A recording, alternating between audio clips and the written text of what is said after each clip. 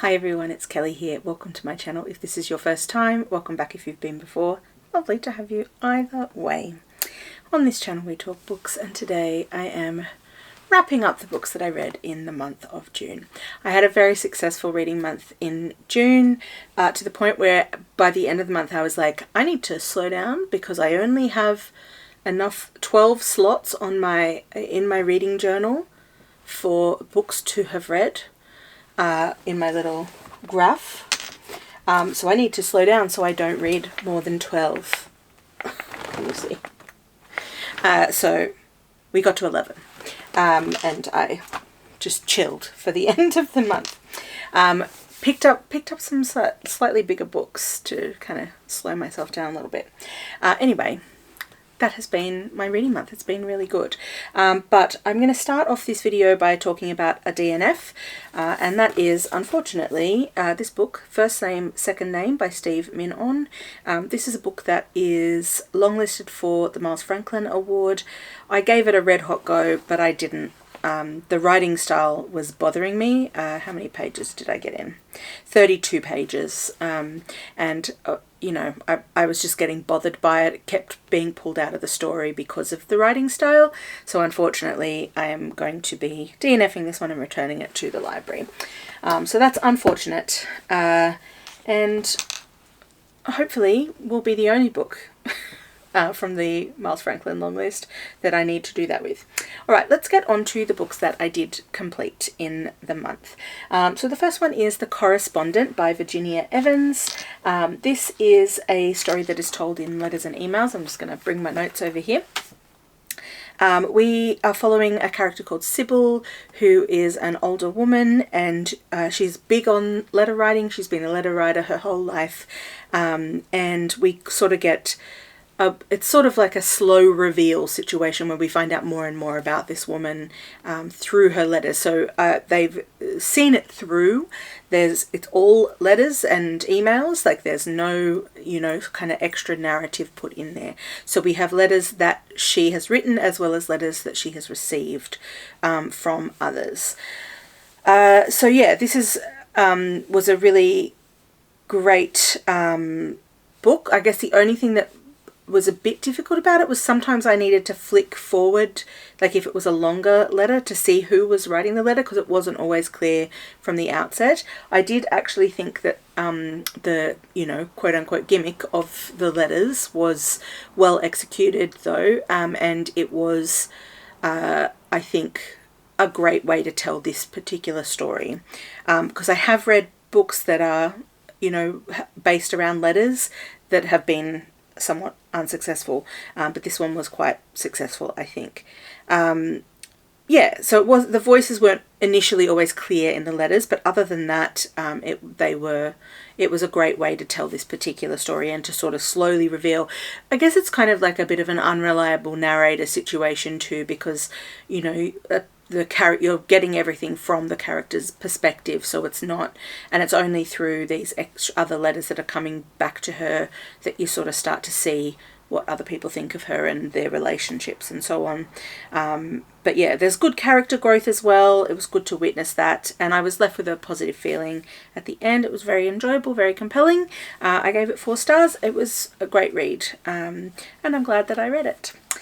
The next book that I finished in the month of June was this one, Motherlode, Australian Women's Poetry, 1986 to 2008, which was edited by Jennifer Harrison and Kate Waterhouse. This is one that I picked up secondhand and on one of my thrifting adventures, and it's a great collection. I really enjoyed it.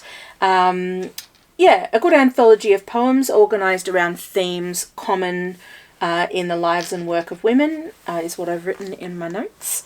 As always, poetry collections of this type are a mixed bag, so I didn't enjoy every single poem. And I guess, potentially my life is not necessarily typical of most women. I don't have children, for one. I was a child. That was a part of my life, being a child. But I am not a parent, so because a lot of the poems were kind of focused around parenthood, I didn't necessarily relate to everything that was in here, but I did come across some really interesting poets that I would like to follow up and find out more about, and read more of their individual collections. So I will be doing that, and I'm grateful to have been exposed to those poets through this collection. But yeah, I guess overall, in its relatability to me and my life, it wasn't as relatable as I would have hoped it would be, but it was a good collection. And I think especially those, it sort of, as the book went on and we're kind of into the later phases of women's lives that are kind of less focused around being pregnant and having children, this became more relatable to me in terms of me like projecting myself into, you know, being an elderly woman eventually. So yeah, that was a good collection overall, and I think you know, I'm glad that I read it. So I gave this one 3.5 stars overall. Okay, the next book that I read was one I read as an ebook, so I don't have a copy of it with me, and it is Hadriana in All My Dreams by René Depestre, translated by Kaiama L. Glover. This is one I was reading for my Around the World book club, and it was the book that we were reading for Haiti. What a wild ride this book was. I learnt a lot about voodoo from this book. I think I only sort of had a vague idea about voodoo, and certainly more in a like pop culture sense as opposed to in a, you know, actual cultural tradition sense. So it was very interesting to learn about voodoo from this book in Haiti specifically, and its associated celebrations and commemorations of life. And I enjoyed the reflections on sort of the intersection of voodoo and Catholicism in Haiti. That was very, very interesting. And I think the other theme that kind of came out of this book was a colonialism theme, which is something I'm always interested in reading about. Yeah, I always appreciate that when it sort of pops out in the books that I'm reading from around the world. So that was very enjoyable. I haven't really told you so much what this book is about, but basically I think you kind of get the idea with the voodoo and the intersection with Catholicism. We have a young man who he's reflecting back, well, he's not so young, a middle-aged man now at this point, a middle-aged man reflecting back on his infatuation with a girl who was maybe a little bit older than him, but also a child or a young woman at the time. Back in he lived in a village in Haiti, or I guess kind of like a bit of a like a port town sort of thing, that at the time was very, you know, there were a lot of people coming through. He was a local boy, and she was the child of French, I guess, diplomats, or like some kind of, they were there for some kind of French reason, I don't know, and French reason. Anyway, so she was a white girl, and he was sort of obsessed with this girl. She is going to be marrying another local young man, and I won't spoil what happens, but you know, things kind of take a turn, and we then kind of end up looking at some different, you know, so we have a Catholic wedding about to take place, but also at the same time voodoo celebrations happening outside. So you're kind of like exploring all of that throughout that celebration, but he's reflecting back on that. So it's, you know, there's a little bit of current timeline, early timeline integration, etc. But yeah, one of the things that I didn't love so much about this book was that it was a little bit overly descriptive at times, and a little clumsily constructed, I will say, as well.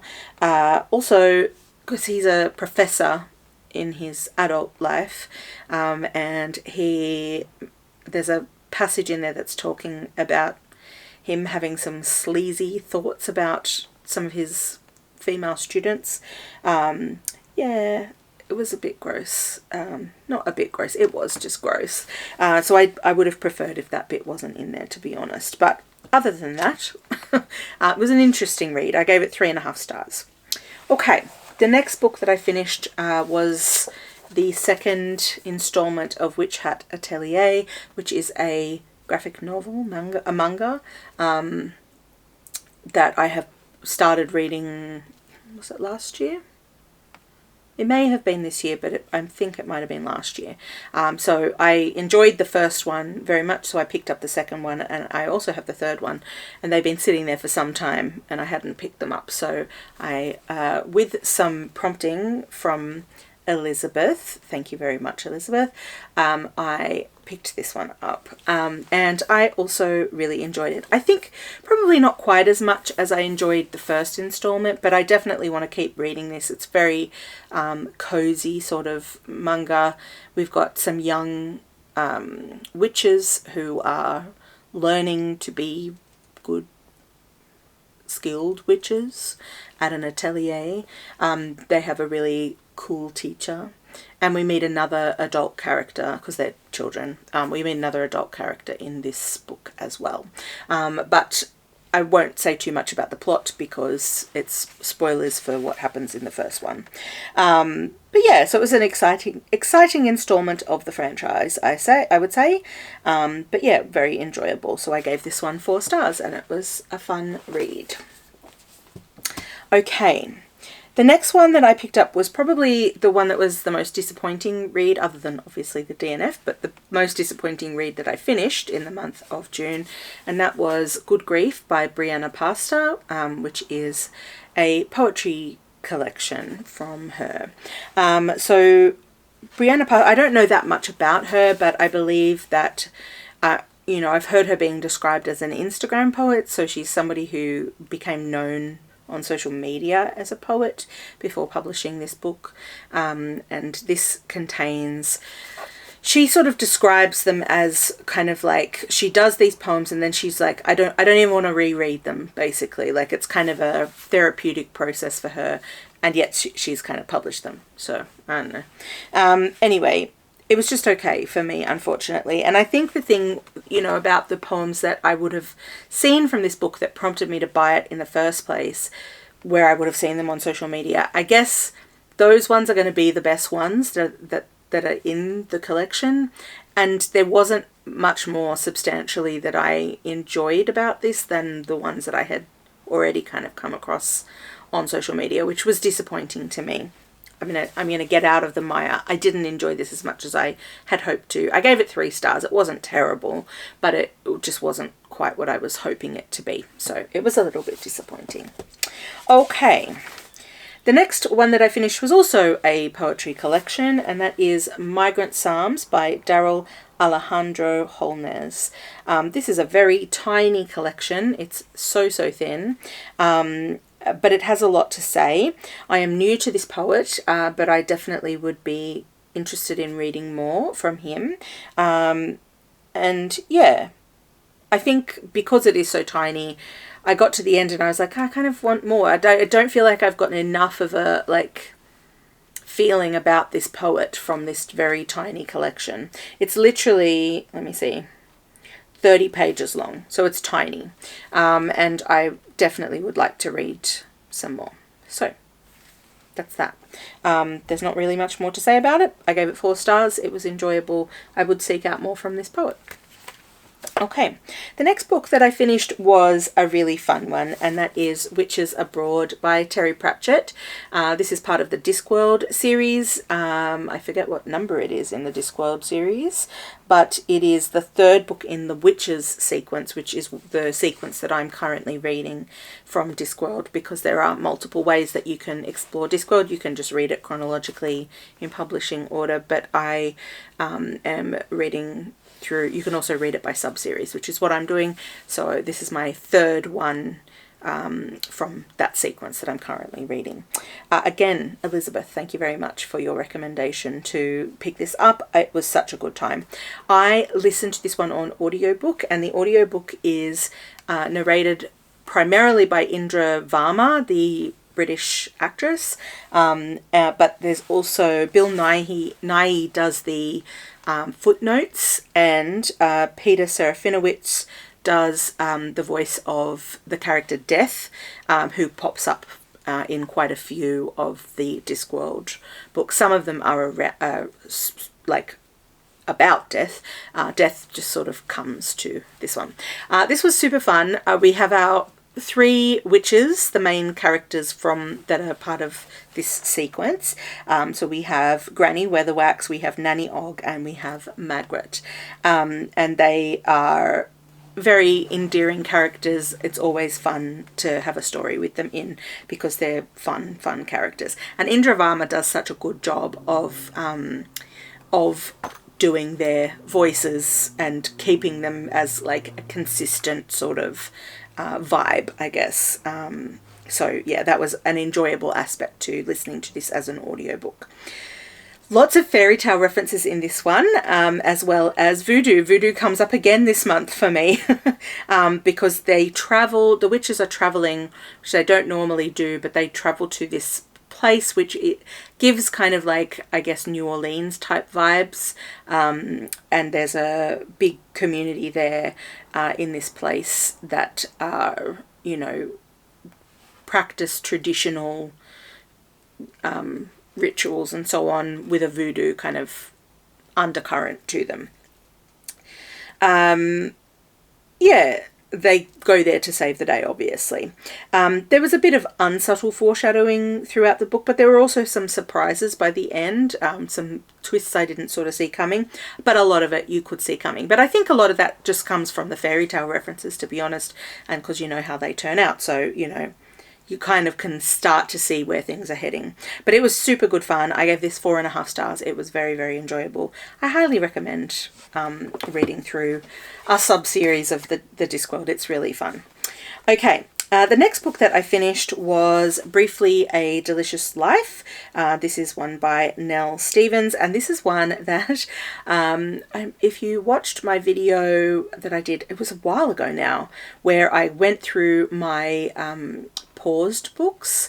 This is one that I've had paused since last year. So I started it last year and then I picked it up. I haven't picked it up since then. I looked at it a few times to pick up and then just haven't been getting to it. So I decided to prioritize it this month and I finished. And I'm really glad that I did, because it was very enjoyable. Possibly my enjoyment of it suffered a little bit from the gigantic gap of time between reading the first bit of the book that I read and then reading this bit of the book that I read. So, but I still did really enjoy it. There were sort of some throwback references later in the book that I was struggling to kind of remember what that was about, but I just kind of went with the flow. Blanca the Ghost is a really great character, and I'm really curious now about George Sand, the author, and Chopin, the composer, who are characters in this book, to know how true their depictions were, or like how, what source material was Nell Stevens using to write these characters, because they are real people. So basically George Sand and Chopin are lovers, and they go with George Sand's children, they go to I think it's Spain, and they Mallorca, yeah, and they go there to for Chopin to recoup, because he is unwell, and but they've come at not a great time, because it's about to be a rainy season there, and very gloomy and wet, which is not ideal conditions for getting better when you are unwell. So it's sort of, there's a little bit of a ongoing things are bad for a time in this book, but we're seeing everything through the perspective of Blanca, who is a ghost of a 14-year-old girl who had died, and she is kind of hanging around this monastery where they go to stay, and then she sort of immediately falls in love with George Sand and is, you know, enthralled by her, and her as a person and as a character and as a, you know, her inner world, because Blanca can enter into people's bodies, I guess, to some degree, and be in their mind and kind of know what they're thinking and experience things through their senses. So yeah, it was very, very interesting concept for a story, and I think it was very well executed, and I very much enjoyed it. I gave it 4 stars. Is that correct? Yes, 4 stars. Okay. The next book that I finished in the month of June is one that I borrowed from the library, and I have subsequently returned it, and it is I Want Everything by Dominic Amerena. This is a book, again, that was longlisted for the Miles Franklin Award, and I mentioned this one. I had a reading vlog, the most recent reading vlog that I've done. I was reading this book, and I'd read a bit of it, and I was a bit unsure because all of the characters in it are quite unlikable. So we're basically following a man who is a writer, and he one day he goes for a swim at a local pool, and he sees this older woman at the pool, and he's looking at her, and he's like, why does this woman seem familiar to me? And he eventually works out that she is that he recognizes her from the author photo that is included in a book that he read many times as a young person, and this author is a sort of reclusive author who kind of disappeared at some point, and she has been, you know, nobody knew what happened to her, basically, and he realizes, oh, this is the person from that photo. It has to be this author. And he works out that this woman is in a nursing home. He goes to the nursing home in the hopes, because he's thinking, I'm going to write her biography. Like, I'm going to find out what happened and, like, you know, tell her story kind of thing. And he goes to this nursing home, and there's a bit of a mix-up where the person at the front desk assumes that he's a grandson, and he kind of doesn't correct that. He gets access to this woman, and then she, you know, she kind of thinks, or, you know, at least agrees that he must be a grandson, because she has a estranged relationship with her son, so she's never met her grandson before. And it sort of goes from there, and it's sort of this big lie. And he's kind of grappling with the, you know, what that means that he's told this big lie. And, you know, should he reveal the truth to this woman? Because she's agreed to start telling him information. So yeah, I don't really love that as a concept personally. Like, I mean, the concept of the book is interesting, but that, like, the rolling lies that kind of keep perpetuating and keep kind of getting bigger and bigger and bigger, I don't love that. So I wasn't sure that I was going to get along with this book, but in the end I got intrigued enough to kind of keep going, even though I was finding every single character deeply unlikable, which is unusual for me, because I don't often get along with books with unlikable characters. Yeah, I didn't expect the twist ending. I didn't see it coming until we were pretty close to it.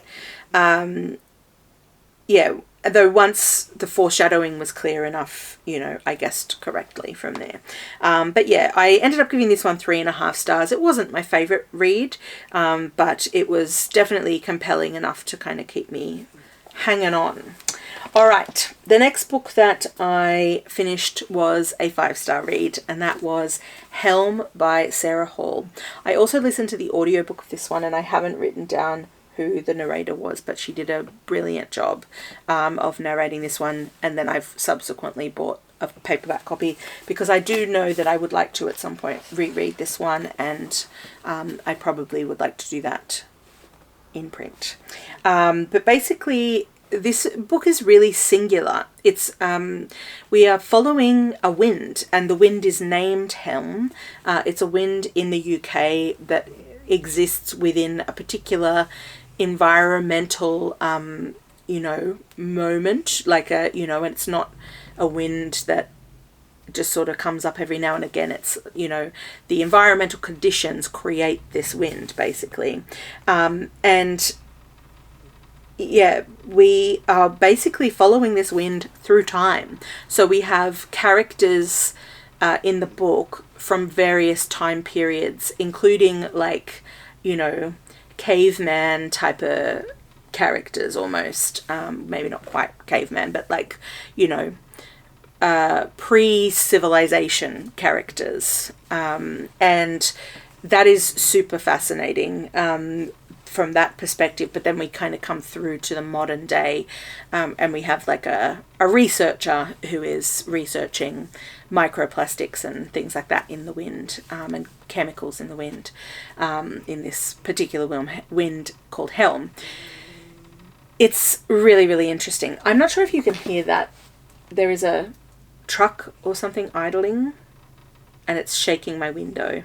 Hopefully it's not bothering you too much, but it's bothering me. So if I look a little agitated, that's why. Okay. So singular in its construction and in its concept. I'm really surprised that this didn't win all the things, because it is really, really interesting. And is it weird that I am in love with the character of the wind? Because the character is personified. It has a character to it, and it's there's a volatility to this character, and it's funny, and it the kinds of things that it likes to watch people doing and things like that. Really, really fun. I loved it.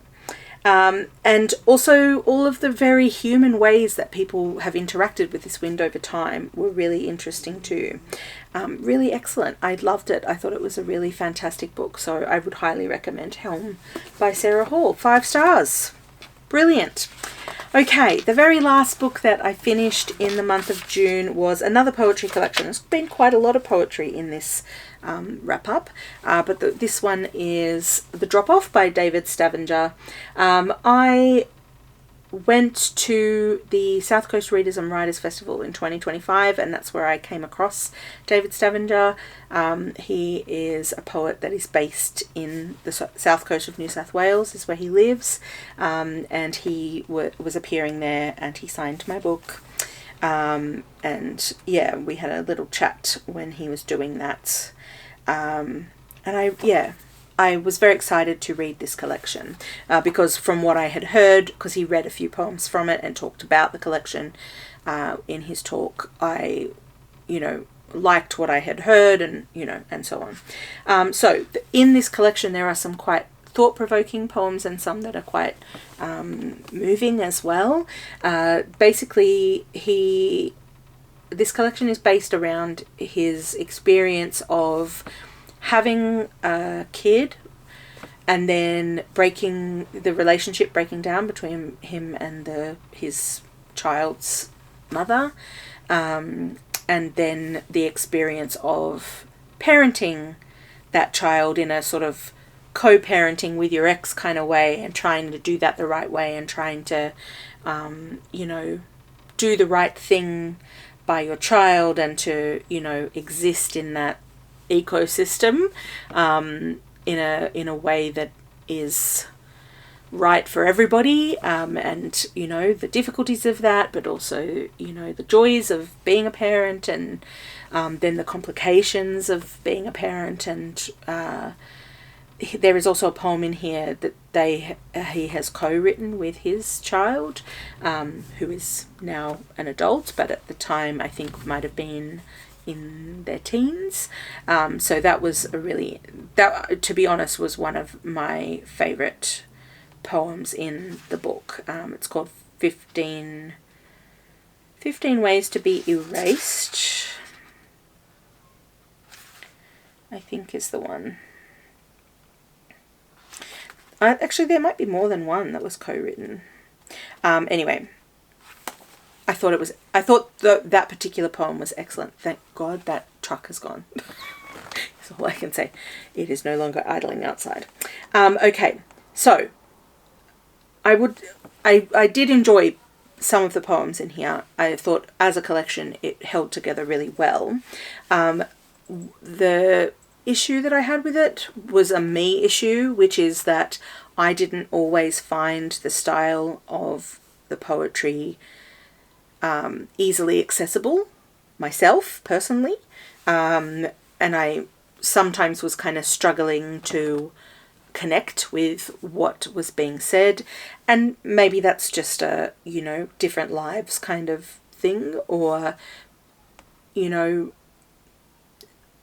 maybe it was just sort of poetry that was slightly more removed than I prefer.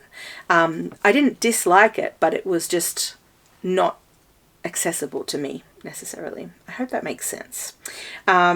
But yeah, some of these poems, like that one I was talking about, I'll return to repeatedly, I'm sure, over time. I'm going to hold on to this, but I didn't enjoy it as much as I had hoped to, is what I'm trying to say. So I gave it 3.5 stars. I think the poetry is good. I just think it wasn't accessible to me personally, but I think it will be to other people. So I still would recommend this collection. And that's it. Those are the books that I read in the month of June. Let me know down in the comments if you have read any of the others of those books that I have mentioned and you want to chat about them, or if there's something I've spoken about that you're interested in and you're going to have a look out for now. Or tell me about what you read in June, what's been good. Any recommendations, always happy to hear them. So thank you so much for watching, and I will catch you on the next one. Bye.